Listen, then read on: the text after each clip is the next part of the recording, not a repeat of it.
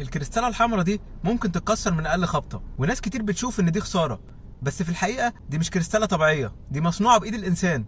يعني ببساطة كده عبارة عن ازاز. طب بتتعمل ازاي؟ الكريستال الصناعي بيتعمل من الكوارتز مع شوية عناصر زي النحاس والكوبالت، بعدين بيتصير في افران بدرجات حرارة وضغط عالي.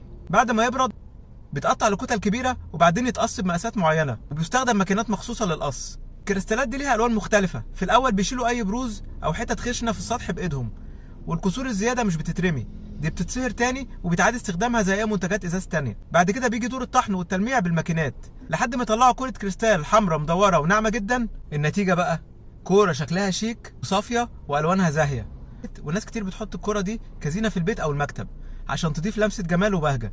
هل حد فيكم جاب كورة زي دي قبل كده واستعملها كزينة في البيت؟ يقول لي في الكومنتات. واخيرا لو عجبك الفيديو اضغط لايك وشير وتابعني وانتظر مزيد. شكرا.